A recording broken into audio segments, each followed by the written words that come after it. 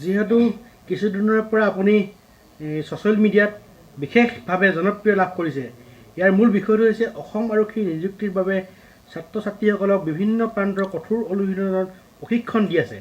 আজিৰ দিনটোলৈকে ছাত্ৰ ছাত্ৰীসকলৰ কিমান দূৰ সম্ভৱ কৰি তুলিছে আপুনি?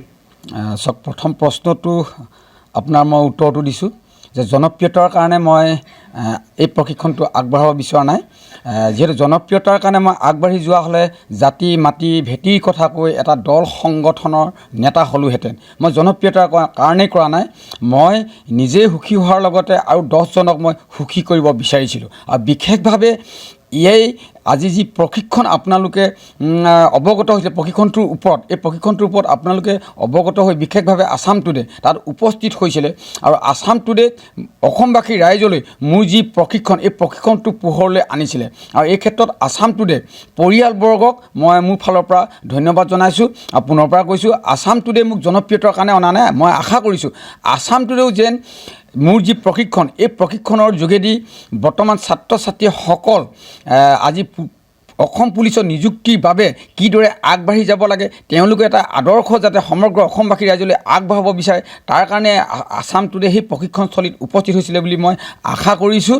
কিন্তু ইয়াত জনপ্ৰিয়তাৰ কাৰণে নহয় বা আছাম টুডে নিজৰ ভিউৱাৰ্ছৰ কাৰণেও তেওঁলোকে তাত উপস্থিত হোৱা নাছিলে। কাৰণ অসমত আজি দেখা পাইছোঁ বিভিন্ন প্ৰান্তত প্ৰশিক্ষণ চলি আছে। আমি যিধৰণে আগবঢ়াই আছোঁ ঠিক তেনেধৰণে নিজাববীয়াকৈ কিছুমানে অনুশীলন চলাই আছে। কাৰণ আছাম টুডে যেতিয়া আমাৰ প্ৰশিক্ষণটো প্ৰচাৰ হৈছিলে, এই প্ৰচাৰ হোৱাৰ পাছতেই সমগ্ৰ অসমতেই এই প্ৰচাৰৰ দ্বাৰা তেওঁলোকে অৱগত হ'ল আৰু তেওঁলোকে নিজক লৈ আজি ব্যস্ত থাকিবলগীয়া হৈছে। কেনেদৰে আমি অসম আৰক্ষীত নিযুক্তি হ'ব পাৰি সম্পূৰ্ণৰূপে ব্যস্ত হৈ পৰিছে। আৰু পোনপটীয়াভাৱে ক'ব লাগিব, যিহেতু আপুনি প্ৰশ্নই কৰি আছে কিমান দূৰ আগবাঢ়িছে, এই ক্ষেত্ৰত মই নুই কৰিব নোৱাৰোঁ। এটা কথাত যথেষ্ট আগবাঢ়িছে। মই দেখা পাইছোঁ আজি প্ৰায় 3টা স্থানত মই কঠোৰ প্ৰশিক্ষণ প্ৰদান কৰি আছোঁ। বিশেষভাৱে বৰ্তমান চলি আছে। কিছু সময়ৰ আগতে মই উপস্থিত হৈছোঁহি ঘৰত।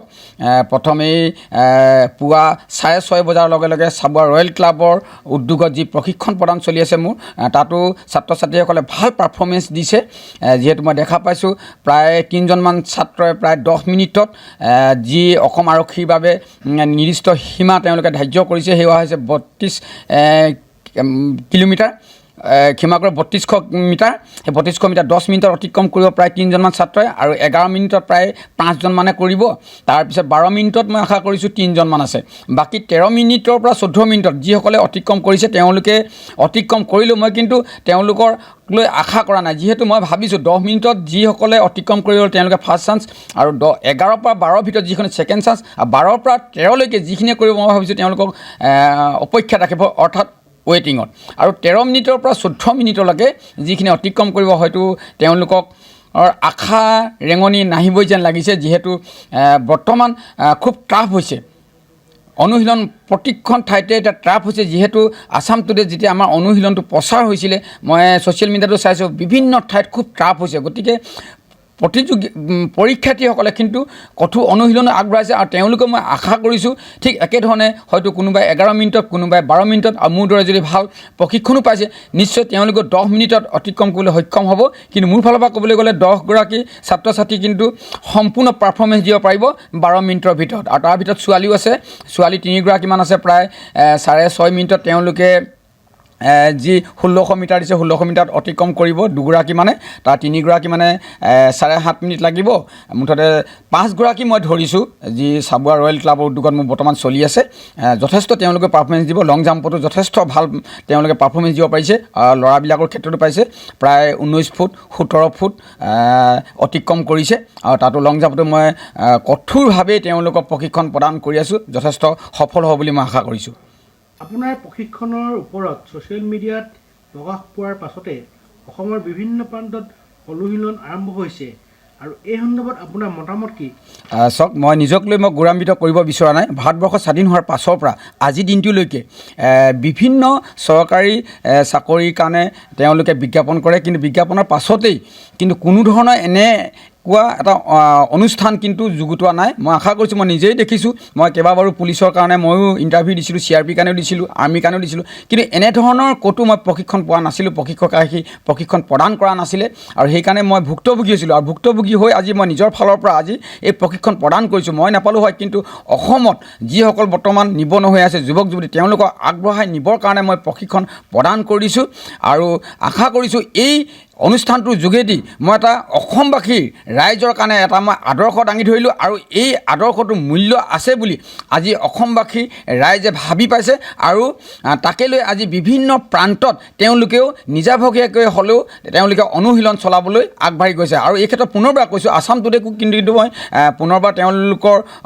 পৰিয়ালবৰ্গক ধন্যবাদ জনাবই লাগিব, কাৰণ তেওঁলোকে প্ৰচাৰ কৰাৰ কাৰণেই আজি তেওঁলোকে এই ক্ষেত্ৰত সজাগ হৈ উঠিছে, আৰু পোনপটীয়াভাৱে তেওঁলোকে অনুশীলন কৰিবলৈ আৰম্ভ কৰি উঠিছে। হয়তো আছাম টুডে যদি তেওঁলোকে এই অনুষ্ঠানটো প্ৰকাশ নকৰা হ'লে তেওঁলোকে হয়তো এই ক্ষেত্ৰত আগবাঢ়িবলৈ কিন্তু সক্ষম নহ'লহেঁতেন।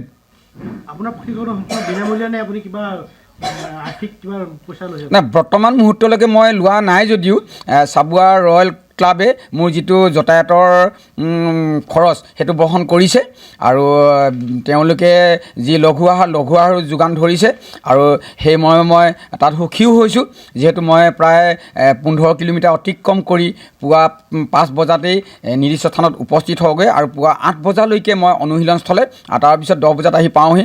ভালেই লাগিছে, তেওঁলোকে যি ধৰণে মোক নিমন্ত্ৰণ কৰিছিলে ছাত্ৰ ছাত্ৰীসকলৰ সেই প্ৰশিক্ষণ প্ৰদানৰ কাৰণে, লগতে তেওঁলোকে যাতে চাবুৱা অঞ্চললৈ এটা গৌৰৱ কঢ়িয়াই আনে, চাবুৱাৰ নিবনুৱা সমস্যা দূৰ কৰে, তাৰ ওপৰত যি ৰয়েল ক্লাবে পদক্ষেপ লৈছিলে, এইটো অসমৰ ভিতৰত কিন্তু তেওঁলোকে এইটো প্ৰথম পদক্ষেপ লৈছে। কাৰণ চাকৰি ক্ষেত্ৰত কিন্তু কোনো ধৰণে তেনেধৰণে পদক্ষেপ লোৱা নাই। কোনোবা যদিও কিবা এটা চাকৰি বিজ্ঞাপন আহে, তেওঁলোকে কিন্তু গাপ দি ৰাখে। ৰাইজে চাকৰি মকল কোৱাৰ পিছতে ক'ব আমুকত যে চাকৰি ওলাইছিলে, তহঁতে যোগাযোগ কৰিলি নে বা এপ্লাই কৰিলি নে, তেনেধৰণৰ আহে, কিন্তু তাৰ আগত কিন্তু কোনেও কিন্তু অৱগত নকৰে বিষয়টোৰ ওপৰত। কিন্তু চাবুৱা ৰয়েল ক্লাবে এইটো মহান আদৰ্শ দাঙি ধৰিছে সমগ্ৰ অসমবাসীৰ কাৰণে। গতিকে ৰয়েল ক্লাবকো মই পুনৰবাৰ ধন্যবাদ জ্ঞাপন কৰিছোঁ।